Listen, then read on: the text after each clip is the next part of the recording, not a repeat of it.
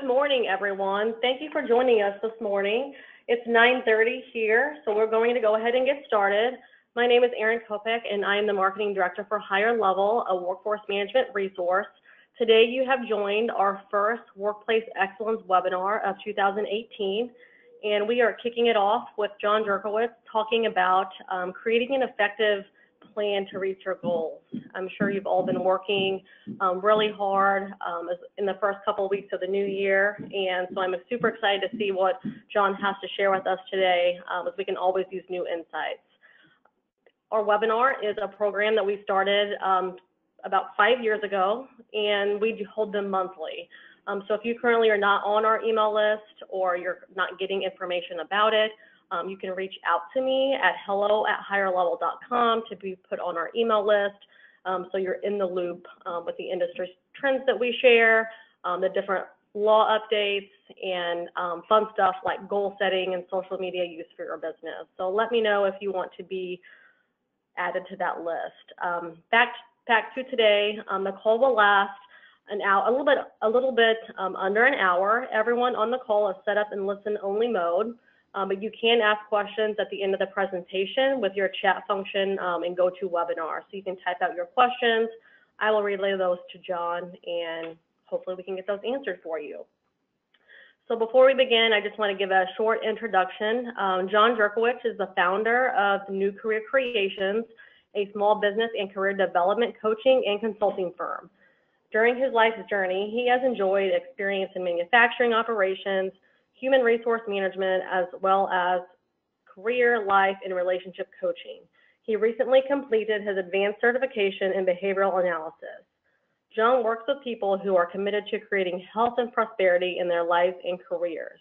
He has developed an effective approach to coaching called outcome-based coaching that combines several methods that, like the marriage of peanut butter and chocolate, John has combined career coaching and life coaching to help his clients and their business succeed. John, I want to give you a hands up and thank you for being with us this morning, and I turn it over to you. Thank you, Erin. Good morning, everyone. I'm really excited about sharing this time with you because the message I want to share with you today is something that I think once we embrace and integrate in our lives and our careers can make a huge, huge difference. But before I get into some content, I want to share a story with you. I had a colleague call me the other day, and she was really excited, and she said, "John, I figured it all out." And I said, "Please share." She said, "I've decided that what we need to do is start every year in February and just leave January as a month to practice." And I sat back for a minute, and I thought there's a lot of wisdom in that. We're about at the time of the year, friends, where we're kicking into gear all the goals that we set in the last quarter of 2017. And I'm going to ask you to do something for me before we get started. And as we go through the presentation, I hope you're going to understand why I asked you to do this. But I'd like you to take about 5 or 10 seconds, and I'd like you to write down a goal you didn't reach in 2017. Now, rest assured, I'm not going to ask you to share this. No one's going to know about it but you. But I fully believe in doing participatory webinars. And one of the things I'd like you to do is look at something that you didn't achieve in 2017. And once you've done that, what I'd like you to do is just in one sentence, tell me why. And again, nobody's going to see this but you. While you're doing that, I want to share with you why I chose the title I did for this webinar, Defeating the Gym Membership Mentality. I belonged to the same gym for 8 years. Matter of fact, I've got my own locker. And one of the things that happens just about around Thanksgiving is those of us who've been there for a while start feeling a little cramped and pushed as we go through our daily workout routine, because the folks start coming through the door who have visions of becoming happy, healthy, and hearty in about 25 minutes. Now, I'm going to tell you in the spirit of full disclosure, I used to be that guy. I would jump at the latest and greatest, and I would sign up and I would pay a fare to a large amount of money, only to find out that I really didn't reach the goal I wanted to reach. And of course, being like everybody else on the face of the earth, I never blamed myself. I never looked at what my behaviors were, what the patterns were. And I want you to keep that word pattern in your mind as we go through that, because it's going to be really, really important to what we do. So about this time of year, as we get close to Valentine's Day, I start to see the folks at the gym that I don't know real well. They start backing off because they're not seeing that immediate result. Now, I have a belief, and that belief is how you and I are marketed to in order to help those type of vehicles reach their goals.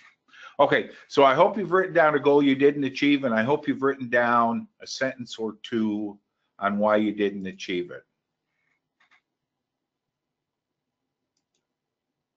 I'm going to tell you just a little bit about me. This is going to be the shortest slide you see.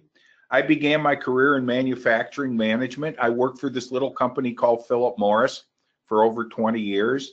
And I worked in manufacturing, employee involvement, training and development. And when I took a platinum parachute to leave Philip Morris in the early 90s, I actually went to work as a human resource executive with multi-site experience. I did that for about 10 years. And then 18 years ago, I started my own coaching and consulting business. And one of the unique things about how I process my business and how I work with people and companies is that I've seen things from every perspective. I've been the person that's hired. I've been the person that's done the hiring. I've been the person that's done the managing. I've seen some tremendous successes. And then I've seen some folks and some companies that have failed when they didn't need to.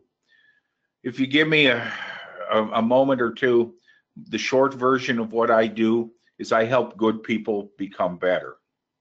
Okay, so I want to share some stuff with you. These are the top 10 personal goals for 2018 based on a survey done in the fourth quarter.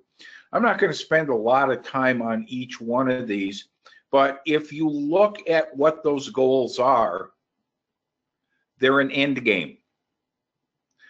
One of the ones that struck me as being kind of interesting was about halfway down the page to meditate.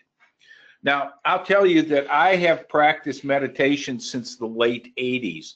It's one of the things I suggest to my clients when I begin working with them, especially in the coaching environment, to take some time, 10 to 15 minutes a day, to center themselves, to focus, and to simply relax so they can get their day started, recharge their batteries. Everybody has a different set of goals. One of the things I found interesting is that 30 years later, I started meditating in 1988, I still struggle. There are times my mind will not shut off. And so when I looked at this and I thought, yeah, there's a whole industry out there saying, you know, John, you're going to feel a whole lot better if you meditate. And what happens? You probably invest about a week to a week and a half, and you just ain't getting it, and you realize this isn't for me. It may be for everybody else under the sun, but it's not for me. So if we took that goal, and I'm just going to stick with that one for a second, if we took that goal and we said, I want to explore the process of beginning to learn to meditate, and then I want to see where I'm at with all that, that leads us to believe we're probably going to reach that goal rather than not. These are the most desired career goals for 2018, again, based on a survey done fourth quarter of 2017. Break into a new industry, learn a new set of skills, gain experience in leadership and team building, become an authority in my industry, and finally start my own business. if you look at those, again, they're suggesting an outcome and not a journey. Here's the one I find most interesting. These are corporate business goals for 2017. The ones for 2018 aren't out yet. Revamp your business plan. Find new networking opportunities. Work on your brand. Increase your market share. Improve the financial health of your business. Begin or continue developing social media strategies for your company. Now, I showed you these 3 slides for a reason. It just wasn't to take up time and try to impress you with my research knowledge, because there is an end game here. And that end game comes down to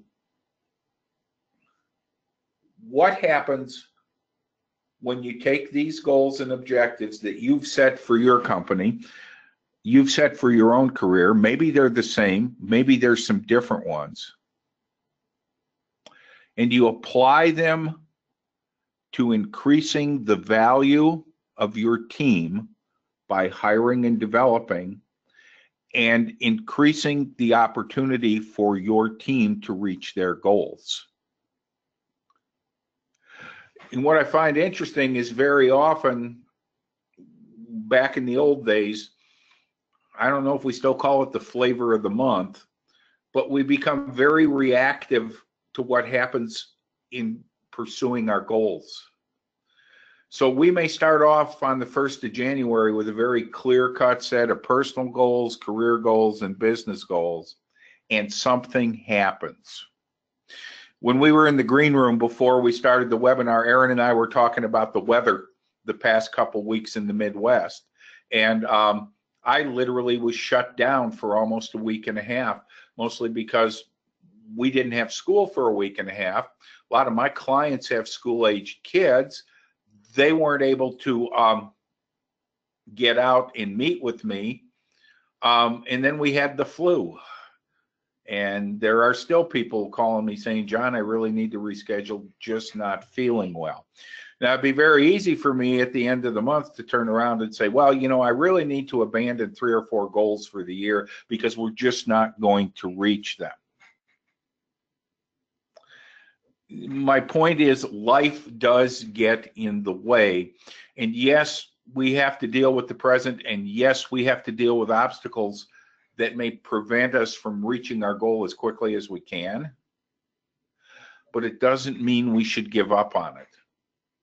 Life is going to happen. Okay.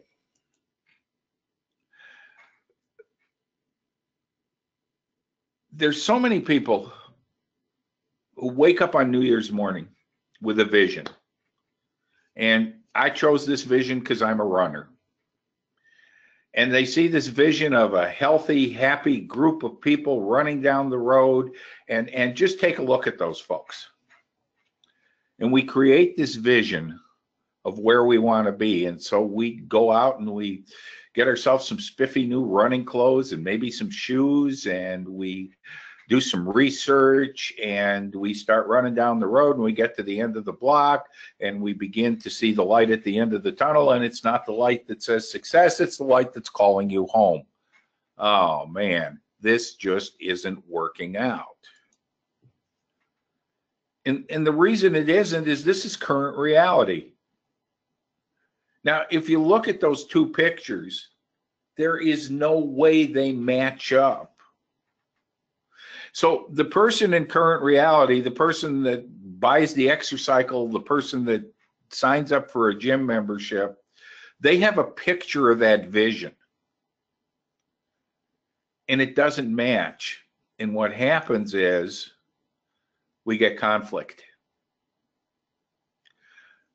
The difference between current reality and the vision creates conflict. It's as if the vision is a circle and the current reality is a square. The current reality and where we're at when we set a goal is we don't know how that vision behaves. We don't know how it acts or reacts. So imagine again taking that into your business setting, taking that into your career setting and saying, I want to explore new career initiatives in 2018. I want to work on my brand. And one of the things I do is I have a tool I use called the Business Canvas that I use with small businesses. And believe it or not, one of the most difficult areas they have in defining is their brand as it relates to their customer. Well, we're higher level and we do staffing, for example. Okay. And my response would be, so do 5,000 other companies in the United States. What's your brand? That's current reality. We're all geared to be successful. And again, I'm going to use that word pattern. So what we do is we actually look at that vision, and then instead of starting at the beginning and saying, do I need to get an assessment? Do I need to find out what my current exercise level is? I'll just share a story with you real quick. Personally, when I began working out about 25 years ago, and I still do to this day, I work out at 5 o'clock in the morning. Now, part of the reason I do that is because that's when the serious people are in the gym. They're not there to make friends. They're not there to find a life partner. They're not there to have a cup of coffee and stare out the window. They're there to exercise, they're there to get healthy, and they're there to go home. And that becomes a motivator. So when I started working out, I would watch those people. And I would say, okay, you can't do that right now, but what you can do is this. And what you can do is that. And so, look, I'm not going to sit here and tell you I didn't have any failures, but what ended up happening is I started to build the base and I started to change my pattern. Because here's what happens when we live like this. When our current reality doesn't match our vision, or our vision doesn't match our current reality. Ever been there? I have something you don't have, and until you have it, you won't be successful, happy. If you sit back and you look at a lot of the marketing initiatives that you and I receive, they talk to us this way. They talk to us about our pain. I got something you don't have. And when you and I fail to reach it, there's something wrong with us. So we spend a lot of money, we spend a lot of time. Walk into a bookstore, they still exist. Walk into a bookstore sometime, and I'd like you to notice the sections of the bookstore that have the most titles. One's on diet, and one's on self-help. And there's row after row and aisle after aisle of books that are going to help you and I become ... And we buy them and we take them home and we read them and we practice them for a little while. And what ends up happening is after a while we say, this just isn't working for me. And that's because none of us are the same. And none of us react the same way to the same stimulus. I'm going to tell you another story. This is a true story, and the gentleman's name is, this is his true name. When I was working at Philip Morris, and I was a frontline supervisor, I had a gentleman come to work for me by the name of Leroy Brown Jr. And just to give you a little bit of a background, at Philip Morris every year, the Tobacco Workers Union had in their contract that you could poll by seniority to go to a different department, which means if you were lower on the seniority chain, you might get bumped off your floor. So Leroy had gotten bumped off his floor and ended up in my department. And probably for the next 2 days after everyone found out Leroy was coming to my department, my phone rang, or at lunch, people come up to me and say, I need to talk to you for a few minutes. Okay. John, you don't want this dude. Okay, well, what's wrong with him? He's just trouble. Well, what do you mean? He's one of those guys that stirs up trouble. Well, is he a disciplinary problem? He's always got his toes on the line. He He's a smart guy. He's just always stirring stuff up. Well, he came to work for me, and it's kind of interesting. We didn't have video tape back in the late 70s, but he walked into my department, and you could tell that our first meeting was going to be confrontational because he kind of looked at me and said, "I'm here." And he kind of came in with an expectation, with a pattern that said, I have had trouble with every other supervisor I worked with. Never mind that a lot of it was my own doing. I'm going to have the same amount of trouble with you.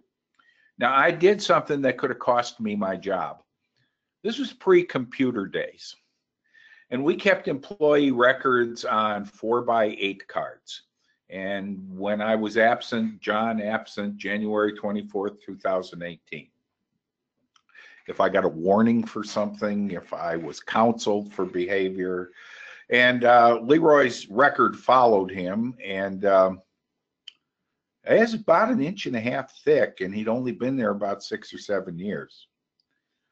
So the third day he worked with me, I asked him to come in the office, and he said he wanted his union steward, and I said, that's great, bring him in here. Sat down, and I took his record, and I thumbed through it, looked at it, looked at him, looked at the garbage can, and threw it in the can. I said, this means absolutely nothing to me. He kind of looked at me like maybe I needed to be drug screened. I said, seriously, you're either going to prove to me that what's on that record is right or not. If you do, one way or the other, things are going to work out. That was a long, long time ago. I don't see Leroy as much as I used to, but about every 2 or 3 years or so, we touch base. Because what I suggested to Leroy was that he become a leader in another way.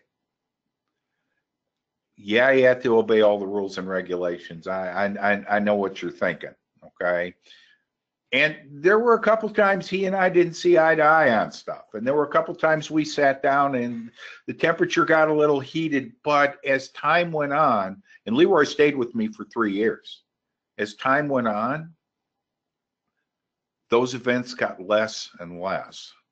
Because one of the things I'd learned is that when you change the pattern, you're going to change the behavior.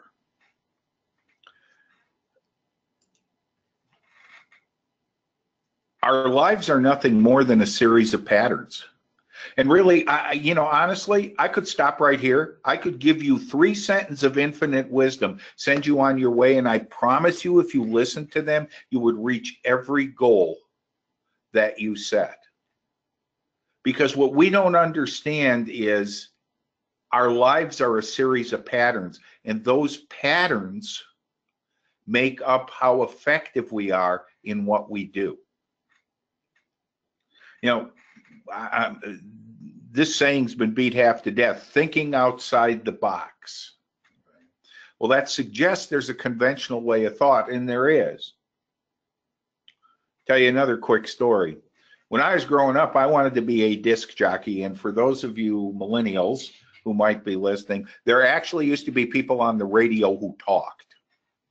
Wanted to do it so bad, and everyone around me said, oh, you don't want to do anything like that. Matter of fact, people would say to me, when are you going to grow up? Okay, that's kind of for weird people. Don't you want to go into business? Don't you want to do this? Don't you want to do that? There's a pattern set in my life. When my mom and dad were still at home, we have 6 children, and every year we would travel from Kentucky to Wisconsin to visit my parents in the summer. And I'd walk in the door, and my mother would hug her grandkids and give my wife a hug, and she'd look at me and say, you going to lose any weight?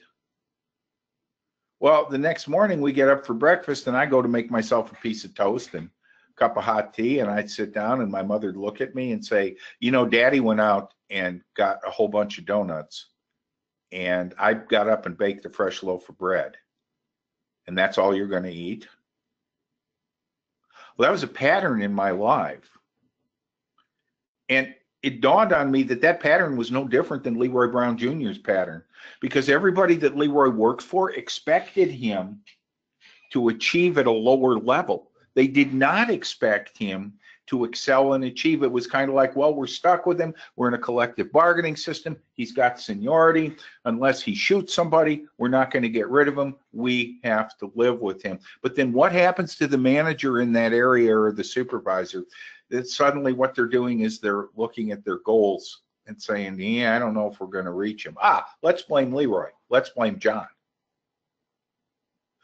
But when we understand that everything that happens to us is simply a series of patterns that existed in our lives,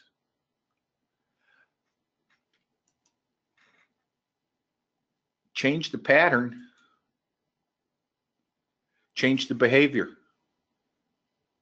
Once the pattern starts to change, the behavior starts to change. Tell you another funny one on me. Getting up at 5 o'clock in the morning to go to the gym. Please don't think I'm this wonderfully self-disciplined person. What I started doing when I started this practice is I used to hang my work clothes in the car. So I had to get up if I wanted to get dressed and ready for work. And some mornings, especially this time of year, it'd be 0 or below, and I'd have my gym clothes on and get in the car. And at the time, I was driving maybe 10, 15 miles to go to the gym because it was close to where I was working at the time. But once I created that pattern, my behavior started to change. And so when I'd get up at 4 o'clock in the morning to be at the gym by 5, it was just a no-brainer. That was my behavior. I changed the pattern. We look at leading a healthy lifestyle, and instead of changing the pattern, we try to change the behavior. I'm not going to eat donuts. I'm not going to eat carbohydrates. I'm not going to do that. Lord knows there's so many processes to get us healthy out there. But what about changing the pattern? So the pattern says, well, I'm going to eat 3 meals a day, and one of those meals may be a salad with a low-calorie dressing, or however you choose to look at it. We lean in. When you look at your goals, okay, and I asked you to write down a goal that you didn't make in 2017, can you equate it to a pattern of behavior? Now, here's something real important, and if you don't walk away with anything else, please walk away with this. I'm not asking you to judge yourself. I am not asking you to beat yourself up. Right? It's sort of like you took the same route to work every day, and all of a sudden you swung around the corner and there's a big detour sign because a water line broke and it's going to be out for 3 or 4 weeks. And you kind of had absolutely no control over that, but you had to reroute. Was there a pattern there? Was there a pattern that caused you not to reach your goal? I'm just going to keep using my good friend Leroy Brown, but the expectation of behavior for Leroy was that he performed at a lower level, so he did. Now, look, I'm not saying put your arm around somebody, stand out on the front lawn and sing "We Are the World," because I think we have to be accountable for what we do and how we do it. But when you expect me to excel, I'm going to excel. When you expect me to achieve, I'm going to achieve. I want to talk to you about Joseph Campbell for just a few minutes. Joseph Campbell was a comparative mythologist and studied comparative religion. And in 1949, he wrote a book called The Hero with a Thousand Faces. And the gist of that book says this, that we're all on a hero's journey. And what happens when we set a goal is that there's a call to adventure. And we begin that journey, we cross the threshold. And at some point in that journey, there's an ordeal and our dream may die. And then there's a rebirth, and then we begin the road back. And we return with the magic elixir, and everybody carries us around the room on their shoulders. But here's my suggestion to you.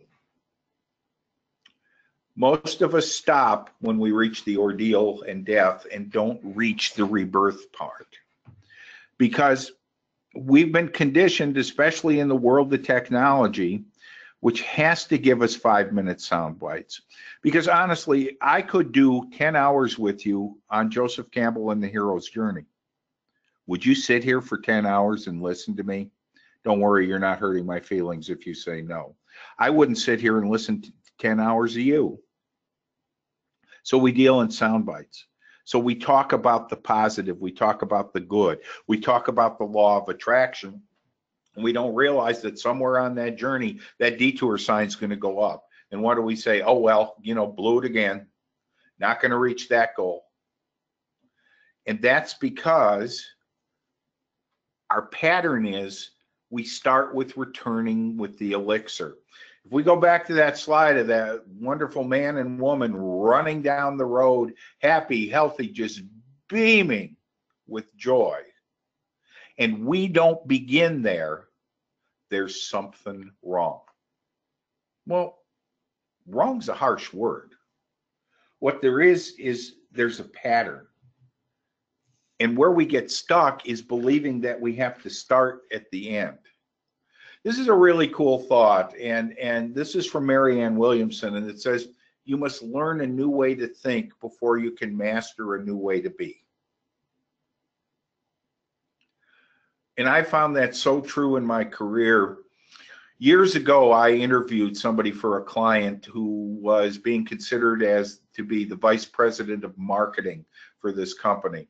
And we met for a breakfast interview, and about 15 minutes into the interview, we realized that he was not going to uproot himself from an eastern seacoast city of about 1.5 million people and move to a city in western Kentucky with 48,000 people.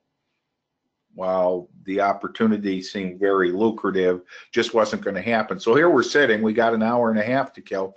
And I said to him, hey, look, I'm a company of one, which means I wear every hat. Could you give me some marketing advice? And he thought for a moment and he said, reinvent yourself every 3 to 4 years. Took a while for me to get my hands around that. But I started my career, my business as a human resource consultant, and then an opportunity presented itself with a client I had to actually do some executive coaching because the company, through no fault of their own, was almost ready to go out of business in 60 days. And I thought, hey, I like this a lot. And so I started down the road to get some certification to become a career coach, a business coach. My personal belief is that it's all life coaching. So I was certified as a life coach. Ended up working with some businesses who were husband and wife businesses. And that's a whole nother story for another time. But it dawned on me that you better get some experience in relationship coaching. Now, here's the thing I learned. Did you see how all these patterns changed in my life and my career? But and please don't misunderstand me. I don't want you to walk away thinking I'm one of these people shaking his finger in your face, because we could sit here till tomorrow morning and I could tell you all the false missteps I made too. But here's one of the things I learned. Husband and wife business. Interestingly enough, what they would do is they would wait till they were around the table with me for our weekly meeting, and then they'd throw something out there they hadn't shared with one another. And one would look at the other and say, and when were you going to tell me that? And there's old John sitting looking down at the table going, how much time do we have left today? So I went out and I thought, if you're going to effectively work with husband and wife, partner teams, what you need to do is you need to get some experience. You need to be able to understand what you're talking about. So that became a short-term goal of mine. When Erin introduced me, she talked about how I've just completed my certification in advanced behavioral analysis. It's because I've had companies and individuals come to me, people that want to enhance their career, and say, John, you ever heard anything of anything called the DISC personality profile? Well, yeah, I have. I've taken it and I've suggested people. Well, could you work with me on that? Well, guess what? I don't know a whole heck of a lot about it. So I did some research, found out it was fairly affordable for me to get certified in advanced behavioral. I'm not a psychologist, psychiatrist. I don't offer advice, but I use it with a tool with some of my career clients. So there's a goal within a goal within a goal within a goal. When we start by saying, I want to start my own business, if you ever meet me in person or you take a good look at my picture, there's not a lot on the top of my head. My answer becomes, and I'd like to have a full head of hair. You have to learn a new way to think before you can master a new way to be. Okay, I'm going to give you a case study real quick. This case study is me. In 2010, one of my goals was to run a 5K. I was 57 years old. So now you can do the math and you know how old I'm going to be. I'd never run competitively before or at all. I'd never even walked a 5K. But I was in one of those, I don't know, maybe it's a midlife crisis, who knows, okay? But at age 57, I wanted to run a 5K. Now, I can tell you, I spent many a day and many a night sitting and thinking, well, this ain't going to work. Well, that ain't going to work. And you know, there was some wisdom there because it didn't. So here's what I did. Prepare, practice, perform.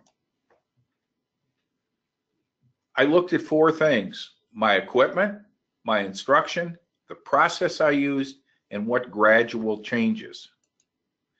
As far as the equipment goes, I couldn't have told you one shoe from another, but aha, my son Paul was a runner, still is a runner, okay? So I said, hey, let me buy you lunch one day, and we sat down and talked, and I said, would you please come to the running shoe store with me, and would you help me get a pair of running shoes? He said, Dad, I'm going to take you to the guy I deal with. Super guy, puts me on a treadmill, films me running so that he can see what my gait is and everything. Sits down and says, here's a couple shoes I'd recommend. My son says, Dad, if I were you, I would get this brand. It's the brand I use, and it's pretty good. I said, okay. Then I sat down when I had sticker shock, but I started with the right equipment. Learned there was more equipment. I didn't know you really should wear a special kind of sock that kind of absorbed the moisture in your foot while you were running. Kind of cuts down on getting blisters.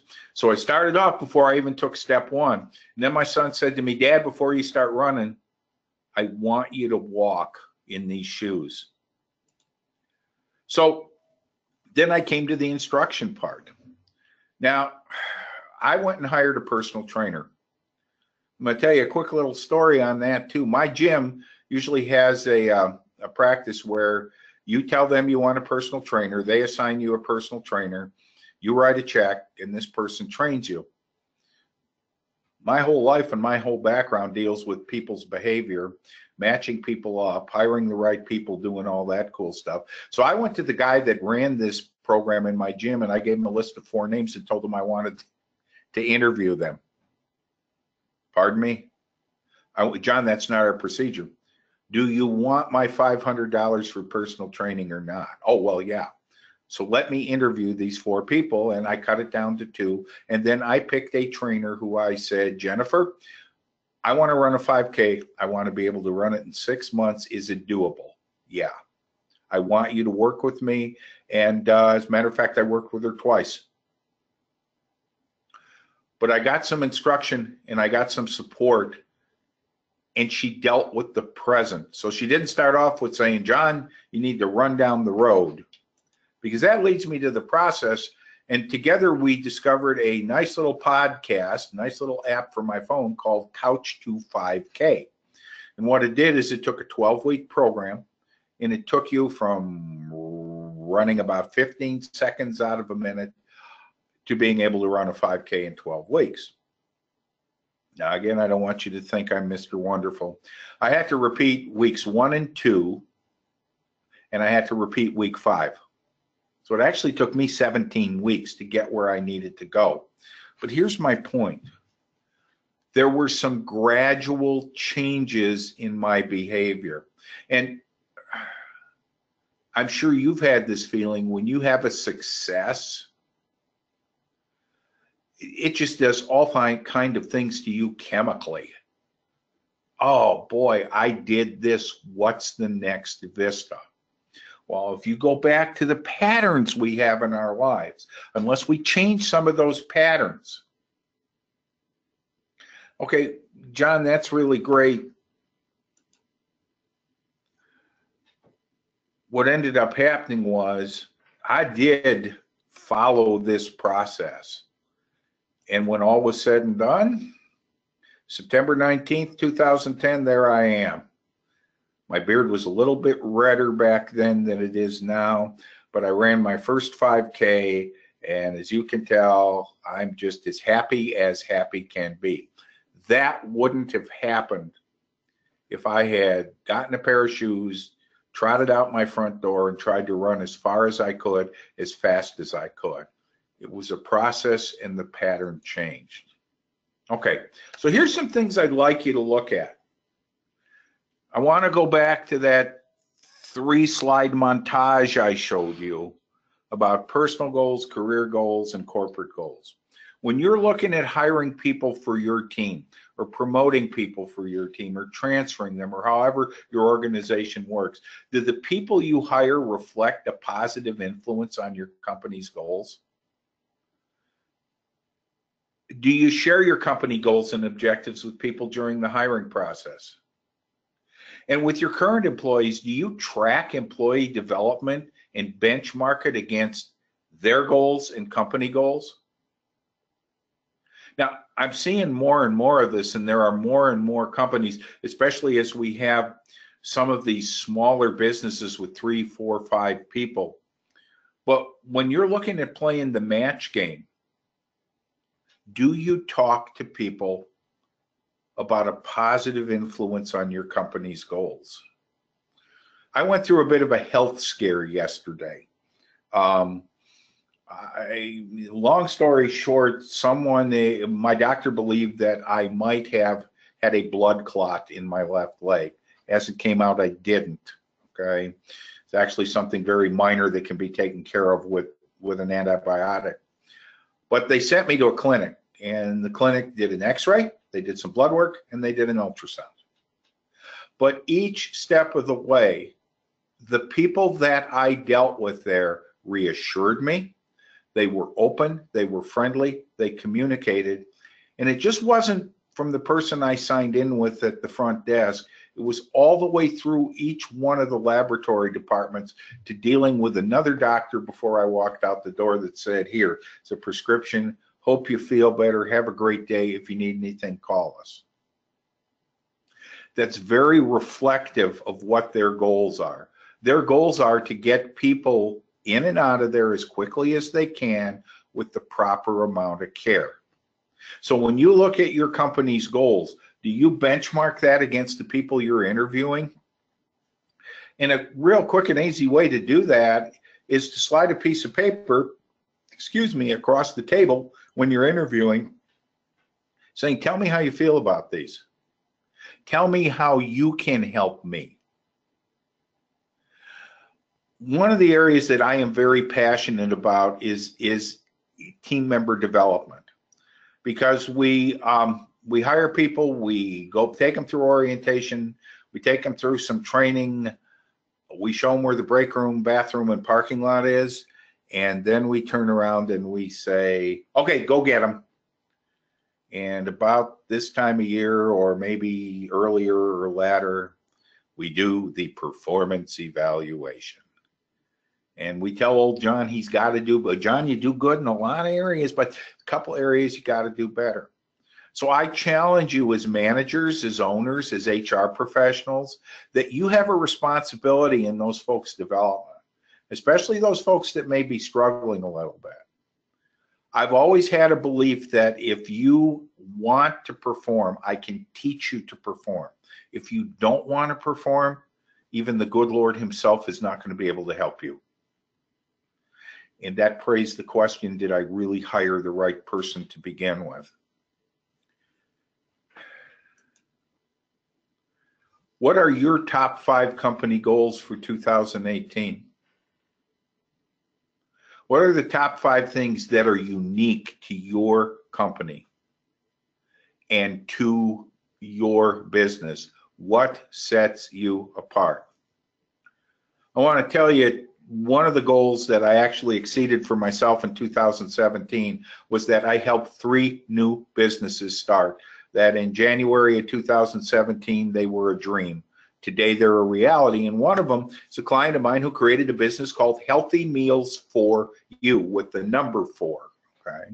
And she goes into people's homes and she cooks healthy meals for people who don't have the time to cook healthy meals. So she'll come in on Monday and cook you dinner. But the cool thing is, she will take what's left over and she'll package it into supper for Tuesday, Wednesday, and Thursday. And when she came to me, she said, John, I'm going to be honest with you. A lot of people told me I'm nuts. 64 years old, you're not supposed to be starting your own business.